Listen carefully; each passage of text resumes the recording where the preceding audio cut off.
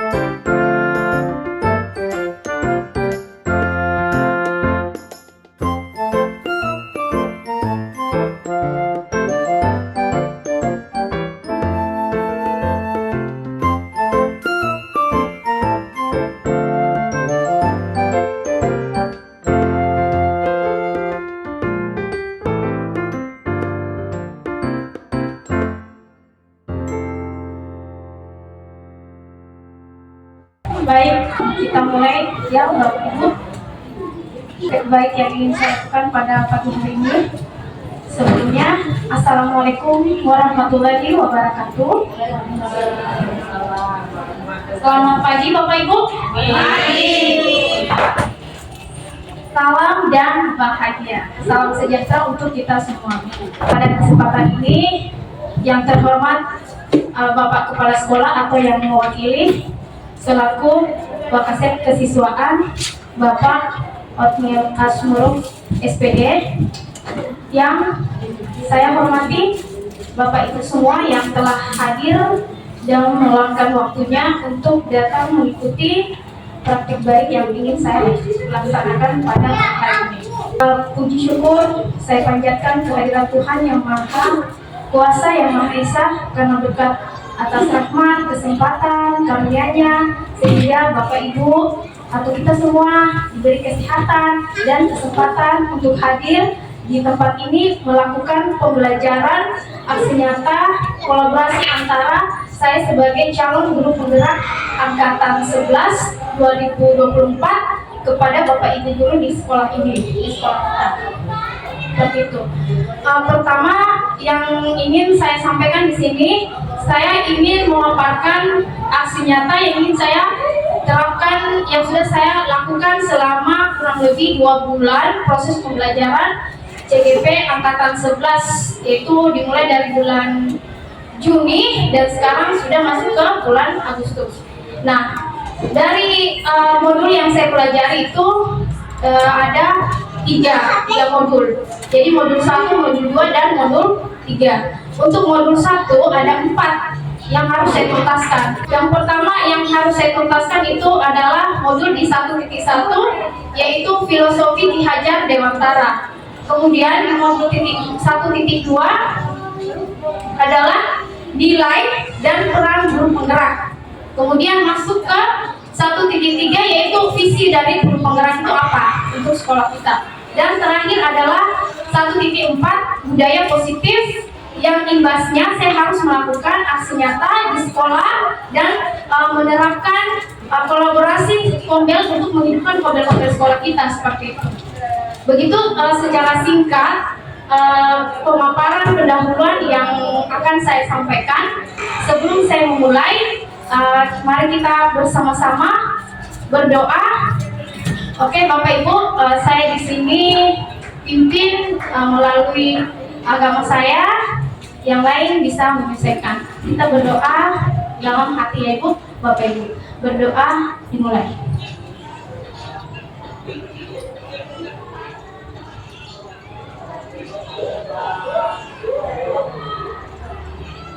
Terima kasih, doa selesai. Baik, selanjutnya adalah pembukaan. Untuk membuka praktik baik yang saya lakukan, saya persilahkan kepada Bapak Niat Asmoro selaku kesiswaan untuk membuka program yang ingin saya sampaikan. Kepada beliau, saya persilahkan. Ya, baik, terima kasih atas waktu yang diberikan. Terhormat Bapak Ibu Guru, ya, hadir di saat ini, Nur Dasari, bersama. Assalamualaikum warahmatullahi wabarakatuh. Shalom. Ya, kita sebagai umat yang percaya, ya, kita patut mengucap syukur atas kasih dan rahmat Tuhan sehingga kita masih ada sampai pada saat ini. Oleh sebab itu, ya, hari ini kita sebagai Bapak Ibu Guru akan bersama-sama dengan teman kita Ibu Dasari untuk menyampaikan materi terkait berhubungan dengan guru penggerak.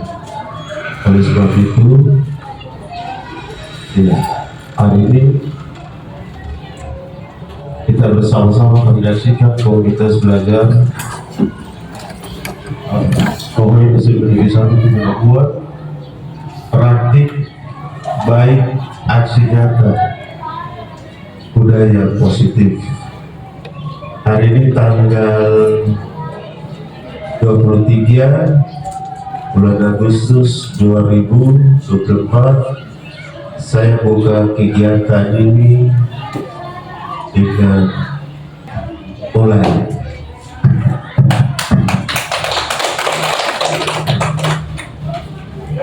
Baik, terima kasih Bapak sudah membuka ruang untuk saya melaksanakan praktik baik pada hari ini.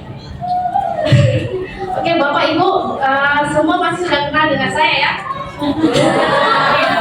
Sudah kenal banget ya. Ya, saya perjelas lagi. Perkenalkan, nama saya Nur Dasari. Saya anak pertama, umur saya sudah 32 tahun 1 bulan. Oke, ya, masih single dan nggak tahu kapan singlenya berakhir ya. Gitu. Saya calon guru penggerak angkatan 11 2024. Kami di guru penggerak itu di angkatan 11 terdapat 22 orang. Jadi kelasnya ada 2, ada namanya kelas A1 dan A2. Saya masuk A1.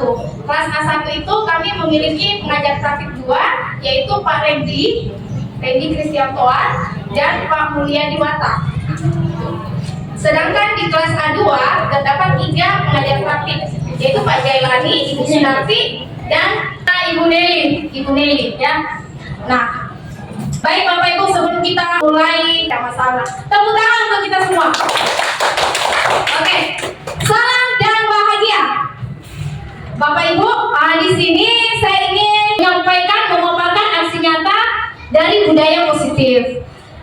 Nah, kemarin kita di rapor pendidikan kita lihat nilai kita di disiplin positif kan menjadi kuning ya. Pada awalnya itu adalah hijau, dia berubah menjadi kuning.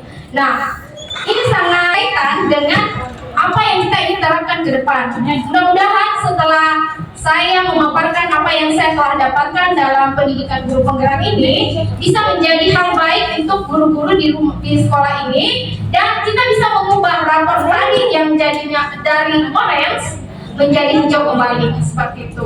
Itu tujuan yang pertama yang ingin saya sampaikan selain saya melakukan praktik baik untuk memenuhi target tugas saya sebagai calon guru penggerak.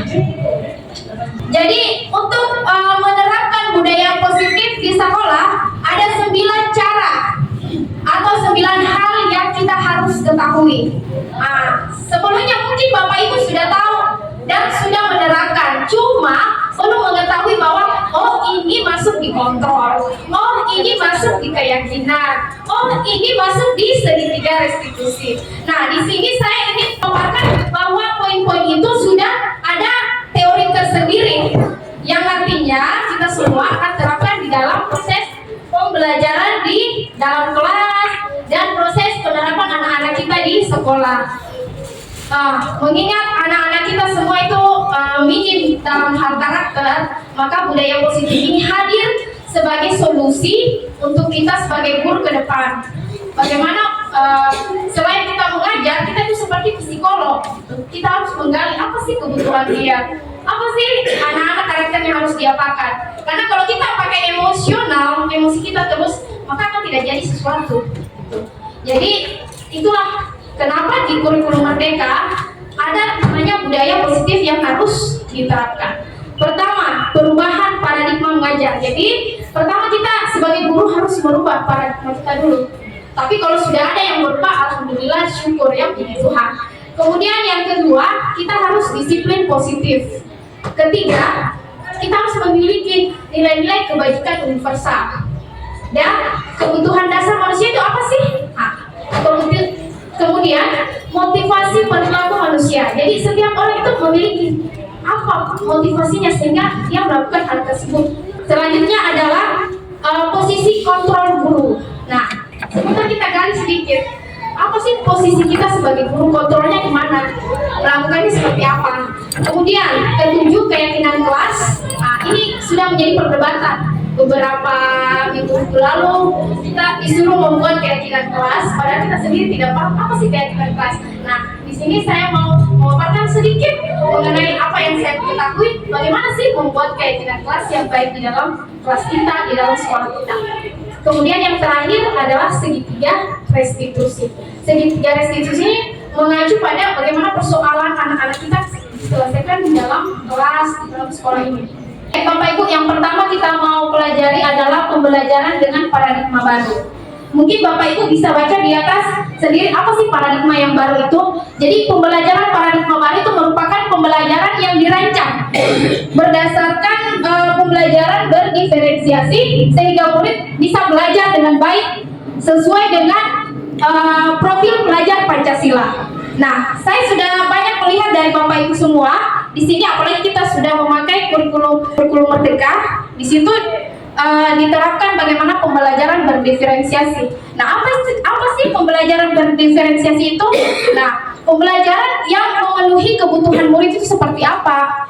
Jadi makanya pada saat proses pembelajaran berdiferensiasi, kita itu melakukan asesmen awal atau observasi kepada siswa kita. Jadi pada saat kayak kemarin ya, setelah libur masuk sekolah, nah kita jangan langsung anak-anak buka halaman, kan tidak. Lalu kita harus melakukan observasi dulu kepada mereka. Kita melihat asesmen. Jadi bisa berupa bertanya langsung, bisa berupa sebuah kuesioner yang mereka tuliskan dan mereka isi. Apa kemauannya ke depan, dia kalau untuk materi kita berikan materi terus dia menjawab, kita tahu kemampuan dia, mereka sampai di sini seperti itu. Jadi itu fungsinya pembelajaran berdiferensiasi untuk membuat siswa menemukan kebutuhan dia di dalam proses pembelajaran sesuai dengan keinginan kita, yaitu sama-sama visi dari SMP 1 yaitu menciptakan peserta didik yang unggul dalam profil pelajar Pancasila. Kemudian, sebelum saya menjadi guru penggerak, saya sendiri melakukan miskonsepsi terhadap teori kontrol sebagai guru itu seperti apa. Nah, saya berilusi bahwa guru itu mengontrol murid. Nah, makanya saya kayak diktator seperti itu.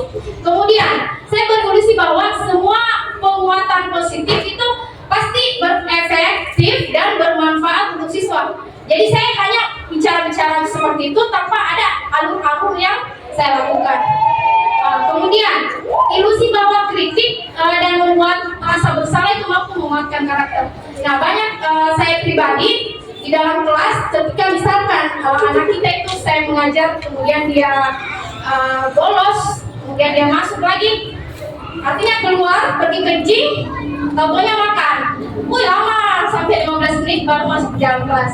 Nah, pada saat masuk di dalam kelas ini, saya bertanya kepada anak saya, anak-anak murid di kelas, kamu kenapa lama sekali? Dia bilang, ibu saya lagi kencing begini. begini ya, saya merasa bersalahnya, kamu bawa begitu, kamu itu tidak bagus kalau begitu. Itu membuat merasa bersalah kepada anak kita, menanamkan perasaan itu kepada mereka. Begitu. Kemudian ilusi bahwa orang dewasa itu berhak memaksa. Kita seperti itu, karena kita ini lebih tua, lebih apa, kita sedang memaksa anak-anak kita. Itu yang kita ingin perbaiki di sini. Kemudian, nah di sini bagaimana kita mengubah paradigma kita. Nah, jadi paradigma itu awalnya itu dari stimulus respon. Jadi ada stimulus respon mengenai realitas atau kebutuhan. Nah, kita sebagai guru itu kadang berpikir anak-anak kita itu semua sama kebutuhannya. Padahal dalam teori kontrol anak-anak itu berbeda. Seperti itu. Kemudian semua orang melihat hal yang sama. Kita selalu melihat semua ini sama saja. Pasti kau bisa. Padahal selalu kita terapkan ini berbeda. Dan seterusnya ya Bapak Ibu. Yang terakhir itu model berpikir menang kalah. Salah satu contoh anak kita suruh dia mengerjakan tugas, kemudian presentasi di depan, kemudian ada yang nomor 1 kita tepuk tangan, yang lain jadi ada menang dan kalah. Padahal bisa kita buat mereka merasa bahwa mereka juga memiliki kemampuannya masing-masing. Tidak boleh kita memilah-milah. Sebenarnya kita harus menggali. Kadang-kadang anak kita ini seperti saya pribadi, sebenarnya mereka mampu. Hanya anak-anak ini dia tidak percaya diri, insecure gitu kepada dirinya sendiri. Dia sudah dari kelas 7 dari SD dia merasa saya tidak memiliki kemampuan. Akhirnya mau tidak mau dia terbelenggu dalam perasaan itu. Nah, perasaan ini kita mau buka supaya mereka juga menjadi merdeka, mereka juga mampu seperti itu Bapak Ibu. Jadi itulah kenapa harus menang semua. Kenapa kalau bisa semua mendapat nilai 10 ya kenapa tidak menutup kemungkinan seperti itu. Kemudian ya, masuklah kita ke disiplin positif. Yang artinya belajar ya.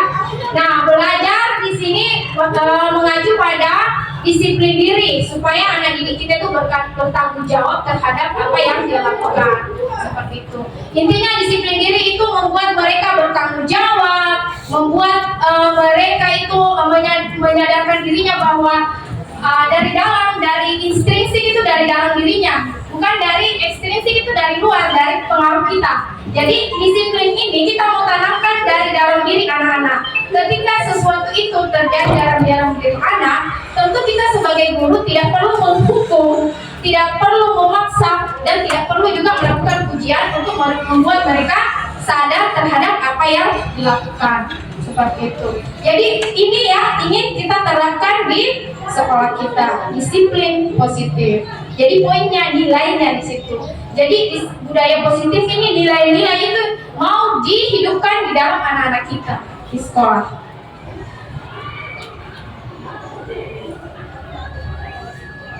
Kemudian yang kedua mengenai nilai-nilai kebajikan. Nah, yang mana sih nilai-nilai kebajikan itu?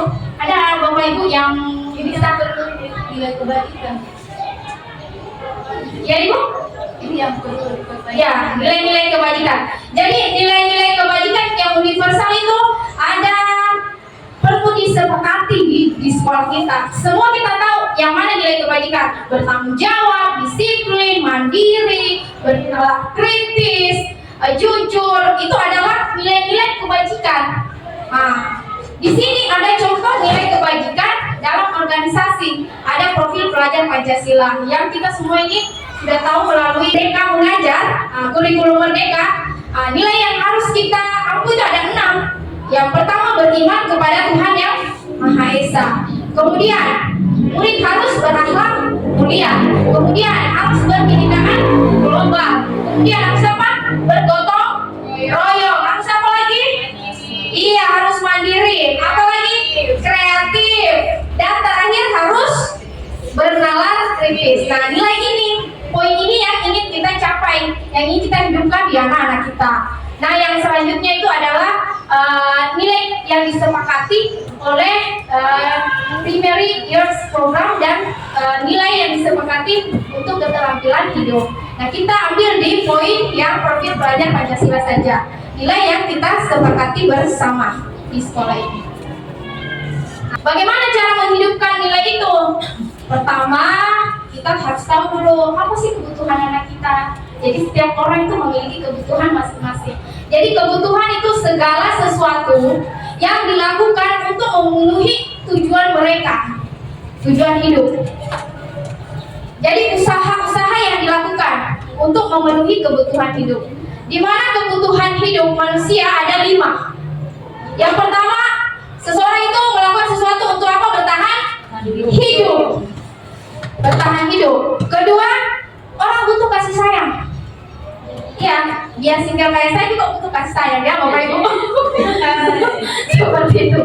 Kemudian, yang ketiga adalah butuh penguasaan. Ada orang yang ingin memiliki penguasaan, ada orang yang ingin bebas, ada orang yang ingin kesenangan. Nah, pada saat saya belajar di CGV di dalam room, saya ditanya kepada Bapak Ibu fasil saya, Ibu, kebutuhan apa dari 5 kebutuhan dasar ini? Kebutuhan apa yang Ibu inginkan? Saya bilang, saya ingin 2 saja, yaitu bertahan hidup dan kebebasan.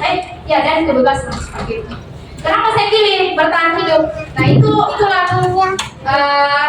hal yang menurut saya itu kebutuhan yang sangat mendasar, supervivor gitu. Saya mungkin wanita ya, di sini, tapi saya kadang-kadang pola pikirnya ini dengan laki-laki. Kalau saya tidak bergerak, siapa lagi? Kalau bukan sekarang, kapan lagi? Seperti itu. Itu saya.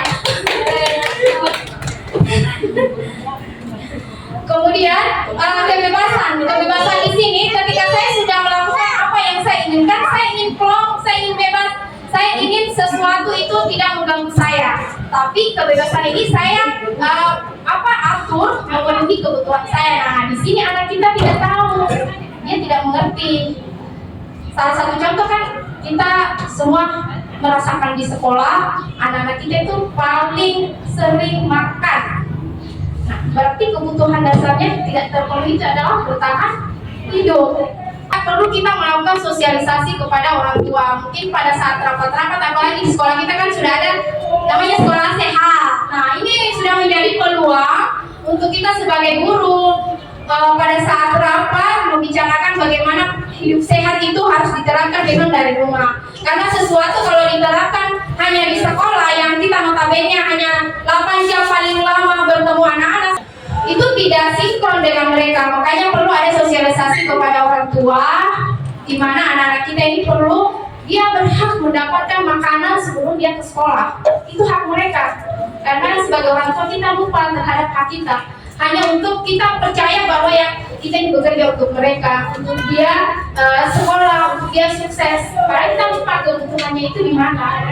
Seperti itu. Jadi itu yang perlu diperbaiki. Ya. Kemudian dalam hal anak kesenangan, ini sering kita dapat juga di dalam kelas. Anak-anak kita itu suka mencolek-colek teman kah, atau mungkin menggara-gara kita atau melempar-lempar, itu semua termasuk kebutuhan.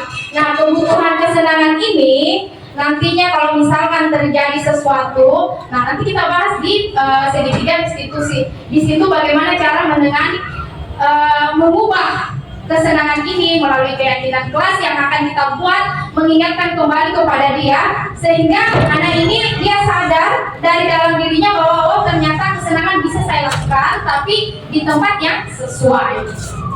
Nah, kemudian kasih sayang. Di sini saya termasuk di dalam kelas saya di 9F itu ada anak saya namanya Julia Kewoy. Dia itu keras kepala. Awalnya saya juga kayak emosian. Kenapa sih anak-anak ini tidak mau berubah? Sudah ditanya, sudah diulang kali, capek juga masuk roh BK.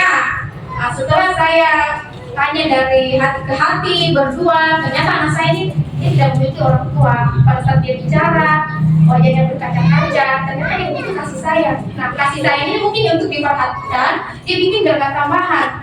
Makanya pas kemarin, terus terang Bapak Ibu, saya berdoa setiap sholat itu saya bilang, ya Allah semoga anak saya ini di kelas 9F tidak ada yang tinggal, termasuk Julia, karena saya takut dia tinggal.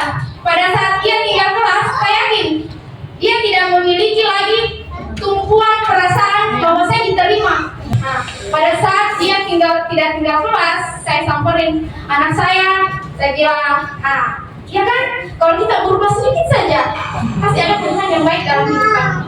Cuma ya namanya anak-anak, 1 kali 2 kali, besok ulang lagi. Nah itulah tugas kita, memang ngomong terus untuk mereka yang terbaik. Apapun kita sudah berusaha, mau bagaimanapun ke depan, ya itulah tanggung jawab mereka. Yang penting kita sebagai guru di sekolah kita melakukan yang terbaik untuk anak-anak kita. Kemudian penguasaan, itu harga diri, keinginan untuk dianggap. Nah, ada anak-anak kita seperti itu.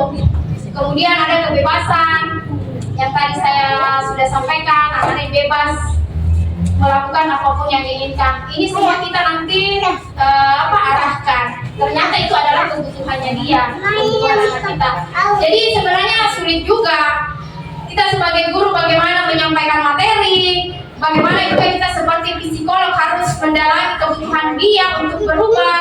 Nah, tapi mau bagaimana lagi? Itulah tanggung jawab kita sebagai guru. Gitu Bapak Ibu. Lanjut, motivasi murid kita melakukan hal tersebut. Ternyata anak kita itu dia menghindari yang namanya ketidaknyamanan atau hukuman. Seperti itu. Ada yang motivasinya itu, ada juga ingin mendapatkan imbalan atau penghargaan dari orang lain. Ada juga ingin menjadi orang yang mereka inginkan dan menghargai diri sendiri dengan nilai-nilai yang mereka percayai. Mereka percaya bahwa nilai kebebasan itu yang terbaik, maka dia lakukan itu. Nah, ini kita sebagai guru mengubah pola pemikiran anak kita supaya nilai kebebasan itu bisa dilakukan sesuai dengan tempatnya. Bisa dipahami sampai sini Bapak Ibu? Langsung kita masuk ke posisi kontrol guru. Nah, kita punya 5 posisi Bapak Ibu sebagai seorang guru. Yang pertama, guru sebagai penghukum. Guru sebagai penghukum di sini suka melakukan hukuman melalui fisik maupun verbal.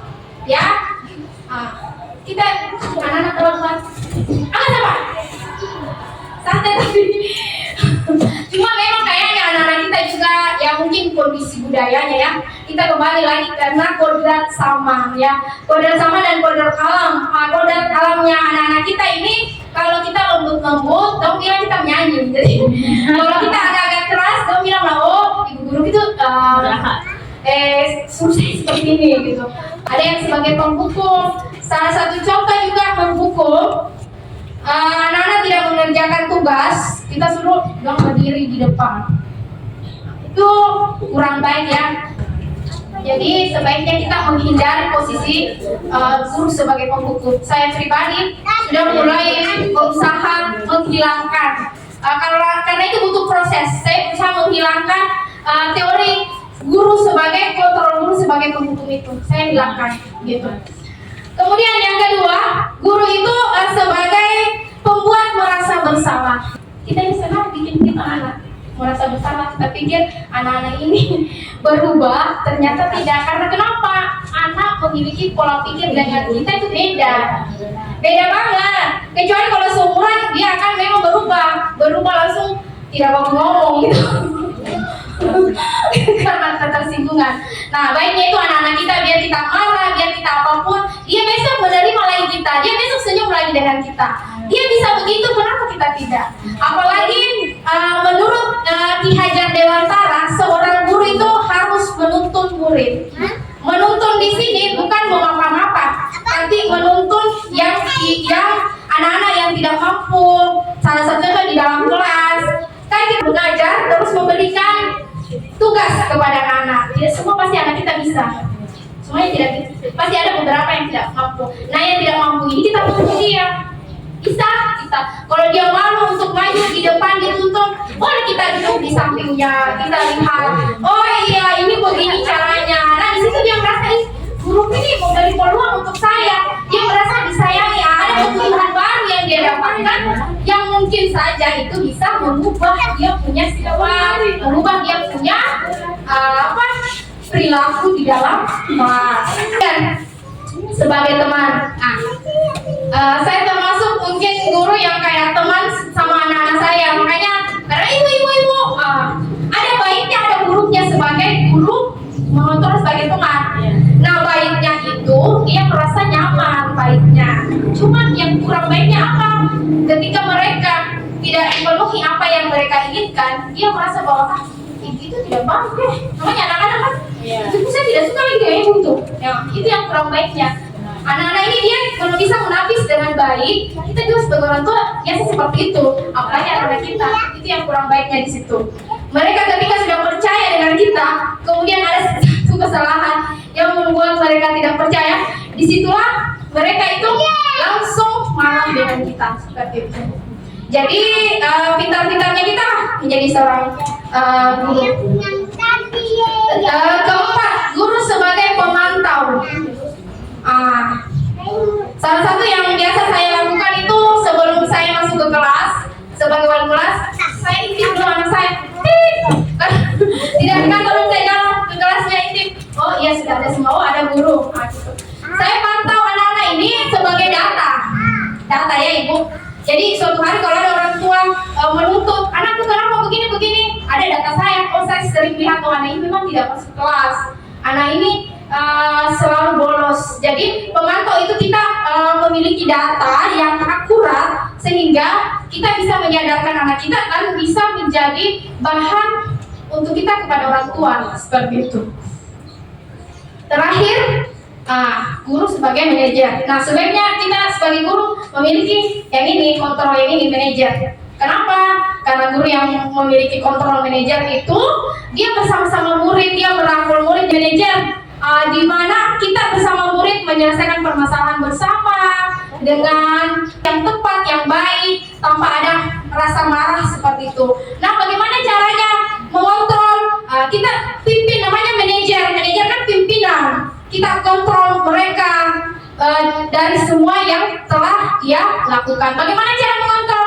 Tentu kita harus punya yang namanya keyakinan sekolah atau keyakinan kelas. Begitu Bapak Ibu. Jadi keyakinan itu ada dua. Dulu kan peraturan, ya. Dulu peraturan. Nah, kurikulum merdeka ini kita ubah peraturan itu menjadi keyakinan. Jadi nanti ada namanya keyakinan sekolah dan ada namanya keyakinan kelas yang kita sepakati bersama. Tentu Bapak Ibu di sini semua, kalau misalkan membuat sesuatu kan kayak macam saya, biasanya bikin itu sesuai yang saya mau. Tentu anak-anak tidak merasa ikut dilibatkan. Nah di keyakinan kelas ini kita libatkan semua guru, libatkan semua siswa, sehingga mereka oh saya sendiri yang menulisnya, saya sendiri yang mau. Kenapa saya harus melanggar? Jadi dari hal itu mengacu kepada diri mereka sendiri dari dalam. Oh saya yang salah ini karena saya sudah sepakat dengan saya punya guru, saya sudah sepakat dengan saya punya bapak guru, baru saya sendiri yang langgar. Nah ini fungsinya keyakinan kelas atau keyakinan sekolah. Nah bagaimana cara membentuk keyakinan kelas? Pertama itu bersifat abstrak, kemudian ada pernyataan universal. Pernyataan universal ini kayak nilai-nilai yang ingin kita capai. Nilai apa Ibu yang baik? Nilai-nilainya Bapak Ibu, nilai kebajikan yang tadi. Nilai apa? Ya, bertanggung jawab. Nah nilai ini kita mau masukkan di dalam keyakinan kelas. 1 poin bertanggung jawab. Apa lagi? Ya jujur. Oh poin jujur kita ambil, kita masukkan. Kemudian disiplin. Kalau misalkan anak-anak punya 3, tidak usah kita paksa untuk semua, kan berproses. Nilai itu kita ambil untuk membuat keyakinan kelas. Tidak perlu terlalu banyak, yang penting mereka ingat dan bisa diterapkan. Dan tentu nilai keyakinan kelas ini harus sesuai dengan visi sekolah seperti apa, harus sesuai dengan keyakinan sekolah, harus semua juga dilibatkan. Nah, kemudian alurnya bagaimana? Nah, ini menurut saya ya Bapak Ibu. Ini menurut saya pertama ya kita wali kelas masing-masing masuk di dalam kelas. Kalau wali kelas, kalau guru makan juga bisa. Jadi semua guru bertanggung jawab atas amanah yang telah diberikan. Jadi kalau guru makan ya bertanggung jawab atas pembelajaran yang ingin diberikan. Nah, cara bertanggung jawabnya, makanya semua guru harus punya keyakinan kelas.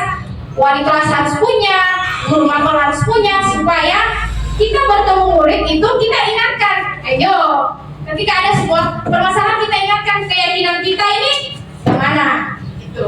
Tapi kalau mau disepakati antara guru mapel dan wali kelas bisa, ya. Bisa supaya anak-anak tidak berpikir banyak, ya kan begitu. Kemudian mengubah kalimat positif jika terdapat kalimat negatif. Jadi di sini yang pertama itu siswa itu kita jelaskan dulu nilai-nilai kebajikan apa itu. Ya seperti tadi disiplin, tanggung jawab, jujur, mandiri, integritas, percaya diri, menghargai, menghormati. Tulis semua pakai kertas. Oke anak-anak, coba di sini tulis semua nilai-nilai kebajikan. Nah, sudah ditulis, kumpulkan di depan sebagai guru menyaring. Ya itu fungsinya kita sebenarnya untuk kurikulum merdeka itu guru sebagai fasilitator. Fasilitator itu sebagai wadah untuk jembatannya mereka menemukan apa yang mereka inginkan, bukan sebagai narasumber yang tinggal duduk dia duduk tenang dengar gitu. Jadi fasil itu seperti itu. Kita memberikan seperti jembatan kepada anak-anak kita. Kemudian setelah mereka menulis keyakinannya masing-masing, kita ambillah yang paling banyak. Karena tidak mungkin kalau misalkan 30 orang kita tulis 30 juga beda-beda, terlalu banyak. Kita ambil yang sesuai. Nah, setelah diambil, misalkan ada tulisan yang mengubah kalimat positif jika terdapat kalimat negatif. Ya misalkan anak-anak menulis jangan membuang sampah. Nah ternyata itu kalimat negatif itu adalah bentuk kayak larangan begitu, tidak boleh, jangan, dilarang. Saya sendiri dulu tidak tahu, baru saya belajar oh iya saya salah. Iya saya salah, saya tidak mengerti. Saya kan pikiran kita oh begitu, ternyata keyakinan dan peraturan itu beda. Itulah kalau kita tidak tahu memang kita miskonsepsi. Tapi ketidaktahuan atau kesalahan itulah yang membuat kita menjadi lebih baik. Kemudian jangan membuang sampah. Kita ubah sebagai anak-anak. Ini kalimatnya jangan. Kita ubah ke positif seperti apa? Dong bilanglah semua. Kalau mereka tidak ada yang mampu menyampaikan, barulah kita yang menyampaikan. Kalimat positifnya itu semua siswa membuang sampah di tempatnya. Jadi ada nilai positif, ada nilai yang ingin kita capai dengan perkataan yang enak. Jadi mereka juga terbentuk karakter yang baik. Begitu Bapak Ibu. Nah kemudian ada menggunakan sungguye. Oh salah ini sungguye dan T ya, bukan X. Sungguye dan T. Yang mana itu sungguye sama sungguh T? Ini saya juga kemarin pas Loka Karya 2 baru tahu ternyata oh begitu. Contoh bersikap kita ambil di dalam kalimat yang anak-anak buat, bersikap positif. Sumbu T-nya apa? Jadi T itu kan begini ya. Ada tabel, ada di kanan, ada di kiri. Makanya dikatakan sumbu T. Ada kanan dan kirinya. Nah, kalau di kanannya itu tampak seperti, di kirinya tidak tampak seperti. Di situ bersikap positif kita gali semakin dalam. Bila itu yang mau diterangkan. Oh, anak-anak tuh kalau dia bersikap positif, itu tampaknya dia nanti akan membentuk karakter yang menaati peraturan sekolah. Kita membayangkan, oh dia akan membuang sampah di tempatnya, dia akan suka membantu orang lain, dia akan rajin. Jadi kita mau disiplin positif yang ini saya ambil ini tampaknya seperti ini. Tidak tampaknya yang akan hilang ini adalah dia akan tidak melanggar lagi melanggar peraturan itu tidak terjadi lagi, membuang sampah sembarangan tidak terjadi lagi, membantu orang lain hanya dilihat itu tidak terjadi lagi dan malas tidak terjadi lagi. Seperti itu Bapak Ibu. Kemudian sumbu Y. Sumbu Y ini ada terdengar, terlihat, berperilaku. Nah, di sini digali lagi semakin dalam, dari tampak seperti dengan tidak tampak seperti, kita gali lagi mendalam. Anak-anak, oh, terlihatnya dia saling memberi dukungan untuk tujuan bersama. Jadi anak-anak dia, oh, ketika dia membuang sampah pada tempatnya, dia semua, oh, anak-anakku bergotong royong. Sudah hidup dong profil pelajar Pancasila. Gotong royongnya sudah hidup, ya kan? Terus terdengar seorang siswa berbicara, dia pergi kelas 9, itu bersiap gini-gini. Tidak melihat, mendengar hal-hal positif dari anak-anak kita. Kemudian berperilaku. Nah, dia mengerjakan tugas sesuai dengan apa yang disepakati, begitu tugasnya masing-masing. Jadi keyakinan kelas ini kita harus mendalaminya. Kalau kedisiplinan, kalau misalkan menghargai, kita harus buat tabel T-nya lagi ketika dia menghargai itu seperti apa tampaknya. Kemudian kalau tampak begitu, yang tidak tampaknya yang hilang itu apanya. Terus kita lihat lagi di sumbu Y-nya, terlihatnya bagaimana, terdengarnya bagaimana, tampilnya seperti apa.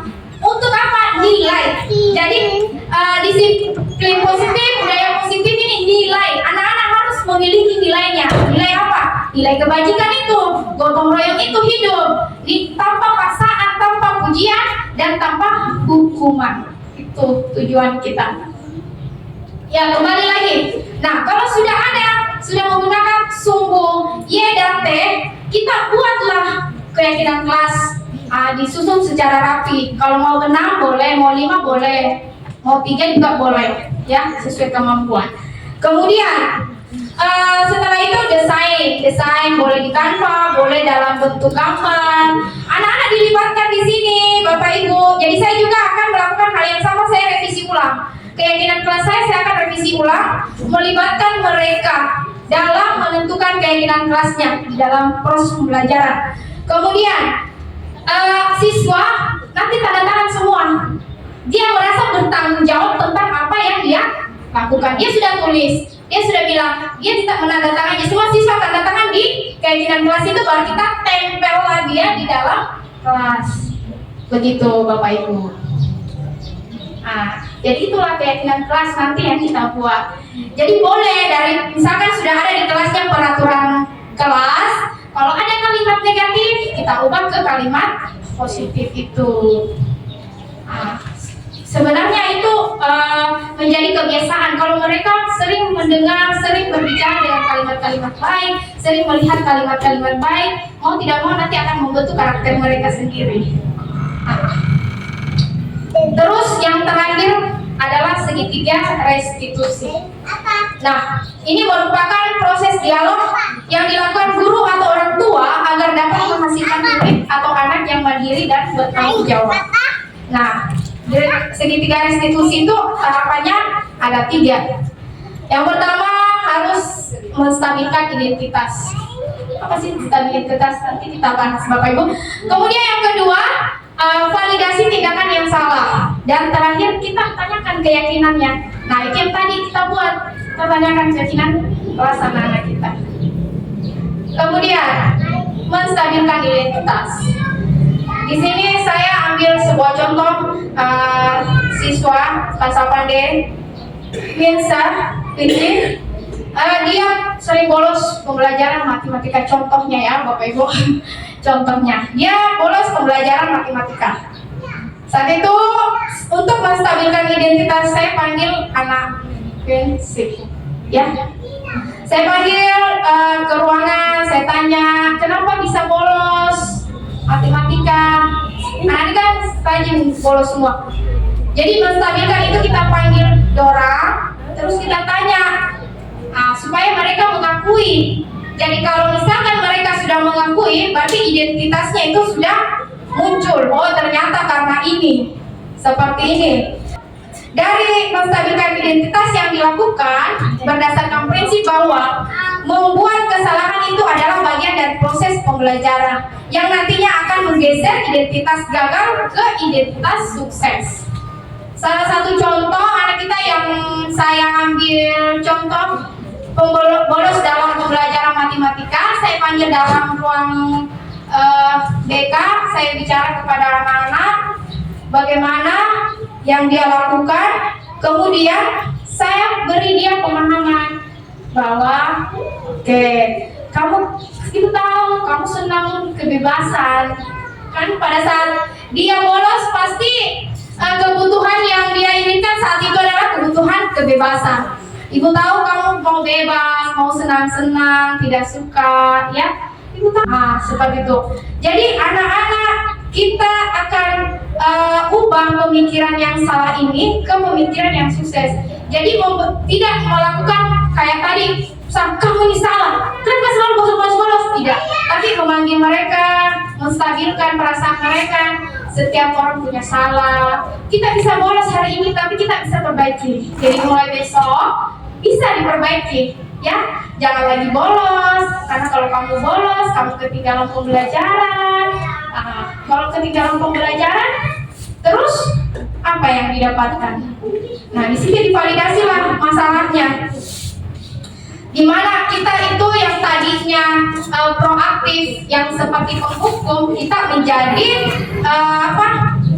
menjadi merangkum anak-anak kita ini. Kita rangkum dia dari identitas salah yang dia lakukan, kita rangkum, kita ubah ke hal yang lebih baik di sini. Kebutuhan anaknya itu apa? Jadi kita tanya, kamu kalau misalkan tidak suka pembelajarannya, terus mau belajarnya bagaimana? Mau dapat ilmunya seperti apa? Kemudian yang terakhir kita harus tanyakan keyakinan kelasnya bagaimana. Kita ingatkan kembali yang mereka sudah janjikan sama kita melalui tanda tangannya dia, bahwa harus disiplin, harus masuk proses pembelajaran, mereka harus ikuti. Kita gali sampai dong punya perasaan itu dalam hati, oh ternyata iya ya, gitu. Akhirnya dari hal tersebut terciptalah karakter yang baik untuk anak-anak kita. Begitu Bapak Ibu. Karakternya itu dari menstabilkan, kemudian kita validasi masalahnya, kemudian kita tanyakan kembali apa keyakinan. Jadi keyakinan kelas itu fungsinya bisa di 3 institusi ini. Menggali kembali permasalahan-permasalahan yang terjadi pada anak-anak kita dengan kita menjadi kontrol. Gurunya apa di situ yang terbaik? Sebagai kontrol gurunya? Ya, sebagai manajer. Kita rangkum anak kita berikan arahan kepada dia untuk menyelesaikan masalahnya. Saya berbicara kepada Pensi, karena kamu berbuat salah, maka apa yang harus kamu lakukan? Saya harus memperbaikinya. Pertama, saya masuk ke proses pembelajaran. Saya meminta maaf kepada ibu yang mengajar pada pembelajaran matematika supaya bisa menerima saya kembali. Kemudian saya akan mencatat kembali materi-materi yang terlewatkan. Jadi kesadaran itu mulai tumbuh, dibentuk dari dirinya, dari hari ke hari akan membentuk dia ke positif. Gitu. Jadi pada dasarnya yang saya rasa di budaya positif ini, anak-anak itu tidak dipaksakan, tidak dibentak, tidak dimarahin, tapi dirangkul bersama-sama. Guru dan siswa menyelesaikan permasalahannya, seperti itu, Bapak Ibu. Nah, di sini saya ada kasus. Silakan Bapak Ibu baca. Kurang jelas. Sini Sabrina hari itu bangun terlambat dan terburu-buru sampai di sekolah. Dia pun akhirnya sampai di gerbang sekolah, tapi baru menyadari kalau tidak menggunakan sepatu hitam seperti yang tertera pada peraturan sekolah. Di depan pintu kelas, Bapak Lukman memperhatikan sepatu Sabrina yang berwarna coklat. Sabrina berusaha menjelaskan bahwa dia terburu-buru dan salah menggunakan sepatu. Pak Lukman menanyakan Sabrina, apa peraturan sekolah tentang seragam warna sepatu? Sabrina menjawab, sudah mengetahui sepatu harus berwarna hitam. Namun bapak saya terburu-buru dan salah menggunakan sepatu. Selain tidak mungkin kembali pulang karena rumahnya jauh sekali, Pak Lukman tetap bersikeras dan pada peraturan yang berlaku dan mengatakan, ya sudah, kamu sudah melanggar peraturan sekolah, kamu salah, sudah terlambat, salah pula warna sepatunya. Segera buka sepatumu. Kalau tidak bisa menggunakan sepatu berwarna hitam sesuai peraturan. Sabrina meminta maaf dan memohon kembali kepada Pak Lukman agar tetap dapat menggunakan sepatunya dan berjanji tidak akan mengulang kesalahannya. Namun Pak Lukman tidak mau tahu. Tidak, kamu telah melanggar peraturan sekolah. Kamu tidak sanggup ambil sepatu di rumah atau diantarkan sepatu ke sekolah, ya sudah, kamu tidak bersepatu saja seharian di sekolah. Sekarang copot sepatumu dan silakan belajar tanpa sepatu seharian. Sabrina pun dengan berat hati mencopot sepatunya dan memberikannya kepada Pak Lukman. Seharian dia tidak berani berkeliling sekolah karena malu dan lebih banyak berdiam diri di kelas tanpa alas sepatu. Nah, Bapak Ibu, ini yang saya ingin tanyakan, kira-kira kontrol apa yang Pak Lukman lakukan pada Sabrina? Kontrol apa? Kontrol hukum, ya? Menghukum. Kira-kira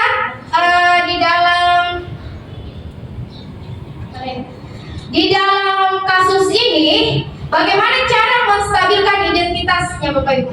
Seperti yang telah saya lakukan, kira-kira yang menstabilkan identitas ini bagaimana caranya, Bapak Ibu? Menanyakan keadaannya di rumah, kenapa sampai kamu terlambat. Oke, terima kasih. Ya, betul sekali. Jadi menstabilkan, kita tanyakan dulu, kenapa sih dia bisa terlambat. Jadi yang kita lakukan kalau hal itu menstabilkan identitas segitiga diskusi itu kita terapkan, kita panggil anak kita berdua bicara bersama, kenapa bisa terjadi demikian, validasi masalahnya apa, terus kita ingatkan keyakinan kelasnya yang mana, supaya kesepakatan tidak akan mengulang hal itu kembali. Seperti itu Bapak Ibu, ya. Oke, sampai di sini. Terima kasih ya Bapak Ibu guru hebat semua. Oke, salam dan bahagia. Sekian dari apa yang saya sampaikan Bapak Ibu. Jadi beberapa pertanyaan saja, 2 cukup ya untuk apa yang telah saya sampaikan. Saya persilakan Bapak Ibu yang ingin bertanya, silahkan. Terima kasih. Di sini saya tidak cuma menambahkan sedikit saja ya terkait dari tadi keyakinan kelas atau kesepakatan kelas. Jadi di sini dalam membuat kesepakatan kelas atau keyakinan kelas yang perlu kita perhatikan bersama-sama yaitu semua siswa itu diberikan kesempatan menyampaikan pendapatnya, dan dari kesemuanya itu nanti kita pilih yang mana, kan pasti ada yang hampir sama ya, hampir sama, maksudnya sama begitu. Jadi kita sepakati misalnya 7 atau 5. Tetapi terkadang janganlah kita sebagai guru ini ego. Ya terkadang ini sudah yang kita ambil. Jadi tetap kita mengutamakan kita punya pendapat dari siswa. Dan kemudian kalau bisa itu langsung kita sepakati juga konsekuensinya. Seperti itu. Jadi di samping sudah ada kesepakatan kelas, ada juga konsekuensi apabila melanggar. Jadi bukan sanksi atau hukuman ya, tapi di sini kita berbicara tentang konsekuensi.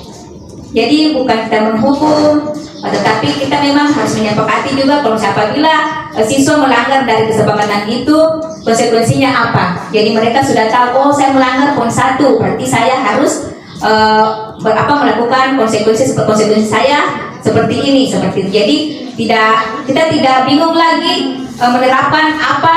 Jadi bukan hukuman ya, kita harus memberikan tindakan apa kepada siswa yang melanggar aturan tersebut, karena kita sudah sepakati apa konsekuensi apabila kita melanggar kesepakatan itu. Tetapi apabila misalnya siswa ini sudah berulang-ulang melakukan pelanggaran, disinilah perlunya kita memberikan restitusi. Seperti itu Bapak Ibu ya, sesuai dengan pemahaman saya.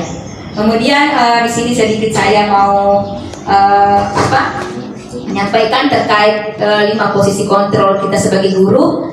Jadi walaupun di sini ada 5, tetapi kita harus menyesuaikan pada keadaan. Jadi kita sebagai teman, sebagai apa lagi yang lainnya tadi itu? Lupa lagi. Pembuat merasa bersalah itu kita tentu, maksudnya kita lihat kondisinya dulu bagaimana. Kalau kita berfungsi sebagai teman juga itu juga kurang bagus. Nanti kita melihat permasalahannya atau situasinya seperti apa. Begitupun kalau misalnya sebagai penghukum, kita juga maksudnya memang sih karena kita tahu kendala kita atau keadaan kita di tempat ini seperti itu. Kalau misalnya kita tidak tegas tapi bukan menghukum maksudnya di sini, kita juga melihat hukuman apa. Jangan langsung menghukum asal-asalan, tapi setidaknya memberikan efek kepada anak, tapi setidaknya mendidik. Jangan kita menghukum tapi itu tidak ada artinya Bapak Ibu. Kita menghukum di sini dalam arti membuat manusia ada nilai kesadaran di dalamnya. Seperti itu. Oke, mungkin itu saja tambahan dari saya. Jadi jangan lupa kalau membuat kesepakatan kelas, jangan lupa juga membuat konsekuensinya, menyepakati konsekuensinya. Oke, terima kasih. Iya, sama-sama ya. Oke, masih ada Bapak Ibu yang ingin bertanya?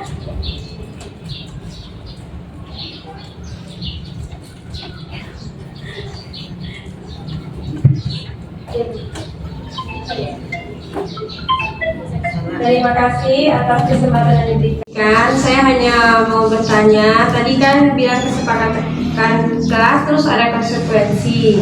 Kalau konsekuensinya itu seperti denda atau uang, itu boleh apa enggak? Itu aja. Terima kasih.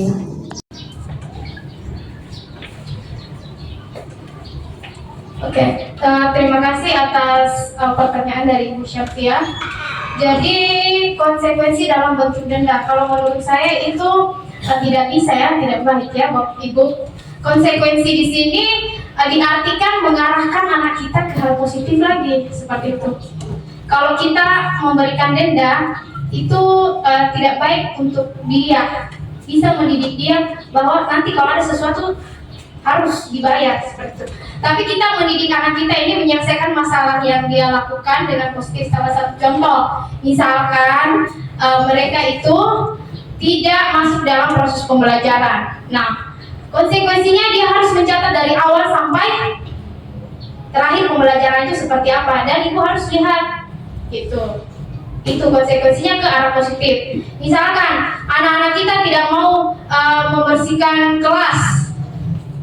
Jadi konsekuensi yang kita lakukan untuk anak-anak yang tadi yang tidak mau membersihkan kelas, kita arahkan dia membersihkan perpustakaan seperti itu.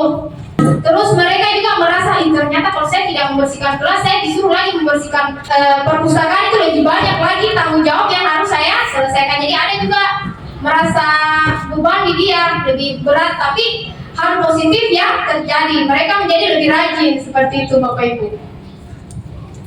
Bisa? Iya. Oke, terima kasih untuk Bapak Ibu yang telah meluangkan waktunya untuk hadir di aksi nyata yang telah saya lakukan. Semoga apa yang kita dapatkan pada hari ini bermanfaat untuk kita semua. Terima kasih untuk kesediaannya Bapak Ibu. Saya sangat rasa senang Bapak Ibu sudah hadir. Jadi jangan bosan-bosan ketika saya panggil untuk kita ikut praktik baik saya. Karena apa yang saya dapatkan, saya juga senang ketika bisa berbagi kepada teman-teman. Jadi apa yang saya dapatkan, kita semua sama. Nah, bagaimana sekolah ini bisa maju kalau saya hanya mau berdiri di depan dan mau tampil? Itu tidak baik ya. Yang bagus itu adalah kita bersama-sama. Jadi seorang pemimpin, dia itu bukan menyuruh, tapi dia itu mengarahkan, dia ikut jalan gitu. Nah, guru penggerak ini semua di sini teman-teman adalah guru penggerak. Gurunya mau berubah, saya percaya muridnya pun akan berubah seperti itu. Sekian dari saya, salam dan bahagia. Tepuk tangan untuk kita semua.